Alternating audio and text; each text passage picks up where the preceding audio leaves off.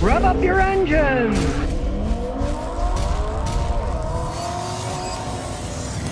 Well, I still can't believe that they're trying to sell Fiats in the United States, right? Now, Fiat presently has enough inventory of their discontinued Fiat 500 axes to last until 2025. They sell so few of these things that they still got these things lying around for 2023, then 2024, they're still here. And they say they'll even have enough lying around to sell them in 2025 without even making any more in the United States. Now, 2023, they discontinued the 500X in the United States. They still got a bunch of them lying around nobody wants, right? The first quarter, hey, they've sold 38 of them. Nobody wants these rolling piles of Italian crap in the United States, right? And now they're trying to sell the 500E.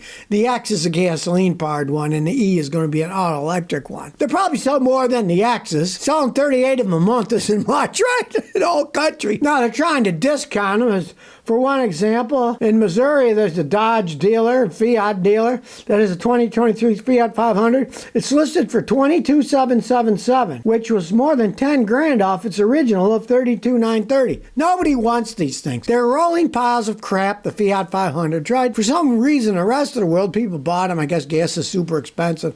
And of course, in Europe, they drive a lot of manual transmissions, not the automatic crappers that they sell here in the United States. But it's 2024 now, right in the middle, and they're still trying to get rid of their 2023s. They got enough to last until 2025. Maybe they'll tell you something.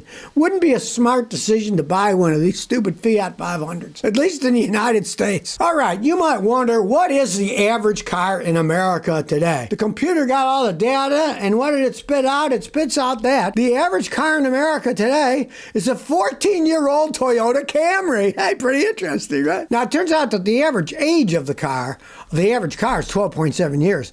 But the absolute average car out there in terms of number and age turns out to be a 14-year-old Toyota Camry. Of course, everybody knows Camrys. They last a lot longer than that. That's the average car now. Gee, if you would have told my grandfather in the 1960s that the average American car, not only is it going to be 14 years old, but it's going to be a Toyota Camry, he wouldn't believe it. So even though they're pumping SUVs, still the average car is a Toyota Camry that's 14 years old. If you think about it, since 2020, 27 million passenger cars have left the United States road, went to junkyards or museums or whatever, but only 13 million new passenger cars were registered. So there's now 14 million less cars than there were before, right? People are buying trucks and SUVs. So who knows? 10 years from now, maybe the average car will be a Toyota RAV4 instead, because they'll all be SUVs and trucks. Look at this nonsense. There's a guy called D. Garcia, and his name is Green. He writes for some ECOT nonsense thing on the internet, right? Here's his title. America bans this fuel in 2024. Millions of cars will no longer be on the road. Does anybody do fact checking at all? If you read the article, you'll see that he's really talking about the banning of selling gasoline new cars in 2034. Not 2024. But he keeps saying 2024. And he says it over and over in the article, in the headline. America bans fuel in 2024. Millions of cars will no longer be on the road. They're talking about a future ban of selling gasoline cars. For example, New York, Massachusetts, and Washington put a ban on the new sales of gasoline vehicles by 2035. Now this guy's saying 2024, which is today, right? This is 2024 when I'm making this video.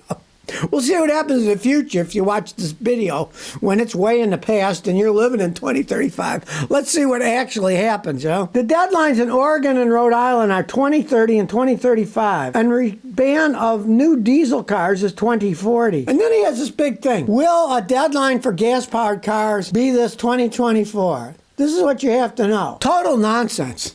The guy, one, he doesn't even know the English language.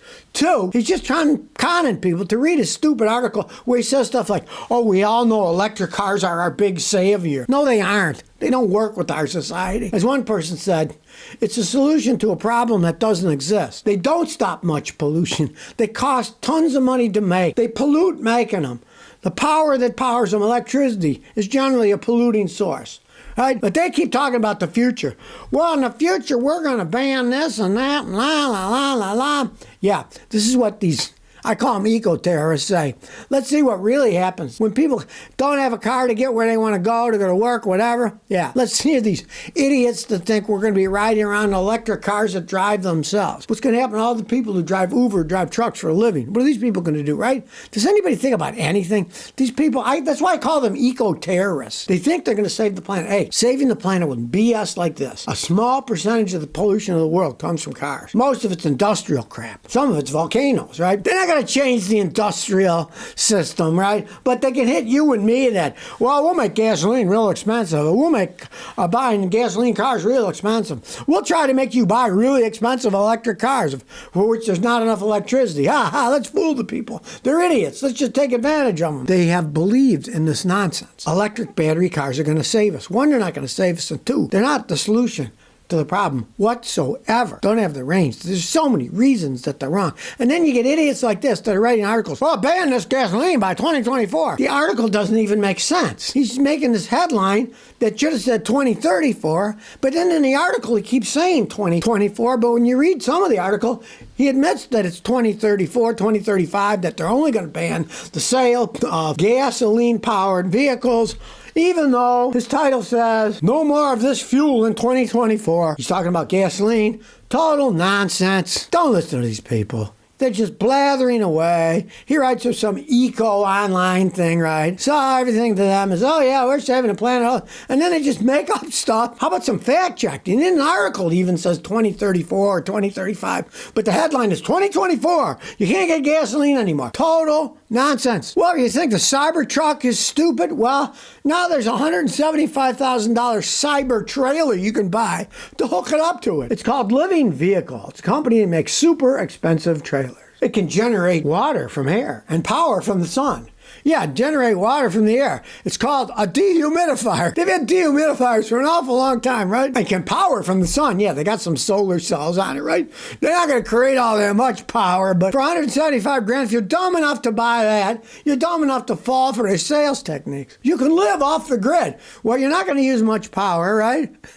And if you got to come up with $175,000, you got to be living on a grid in order to pay for it in the first place. Now, if you don't like that one, hey, maybe that's not fancy enough. There's a company called Romatau, and they have a Romatau T8, and it's a caravan, $268,000, even more money. You can't be trailer trash if you buy one of these because it costs too much money to buy it. Well, I just read a hilarious but interesting article said, can solar panels charge an electric car? And the guy goes and explains, one, you got to have a whole bunch of them. But two, you can't charge your car from solar panels directly. Got to have giant batteries, and then you have to have a giant transformer to transform it, because if you're going to charge electric cars, you got to charge them at 220 volts. If you charge them at 110 volts, it could take 4 or 5 days to charge up a big vehicle, right? So you're going to have 220 volt charger, which means you got to have a battery supply to hook it up to your car charger that's 220 volts. It only works if the sun shines a lot. Now there's batteries, so it would be stored. But you need an awful lot of panels and some very expensive batteries. I priced it around in my area just for a laugh, and the cost would be about $65,000. Now, realize these panels and the batteries have a limited lifespan, from my experience, anywhere from 8 to 15 years max, right? So every 8 to 15 years, you got to spend that money again.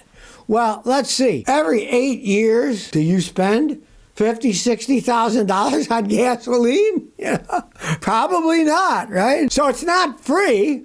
You're actually paying more than you are paying for the other stuff, only they claim it's green, it's coming from the sun. Now, most areas don't have enough sun that are going to be able to power it all the time to charge your car. You're going to have to buy electricity from the power company to do it a lot of the times, especially in the winter when it's cloudy all the time and when there's less sunlight, right? And of course, half the kicker is your house has to be made so that it faces the right part to get most of the power, because the sun moves around. So your house would have to be a new house that's built just to point at the sun. Or you'd have to be really lucky and have one that's positioned in the right place, and then you can't have any trees close to your house because they'll block the sunlight. Yada, yada, yada. I mean, there's so many caveats on this here. It makes your head spin. So the answer is you could charge your electric car with a whole bunch of solar panels and batteries for a short period of time if it's really sunny outside, but don't be in a big hurry, because if it's not shining much and you got to use the 110 volts instead of the 220, it's going to take you a couple days to charge up a Ford F-150 Lightning electric truck. Realize that they're made for charging at very high voltage. Solar panels are not particularly made that well for high voltage, but every time you step it up, step it down, go to a battery, there's another level of inefficiency and it doesn't work as well even then. So if you never want to miss another one of my new car repair videos, remember to ring that bell.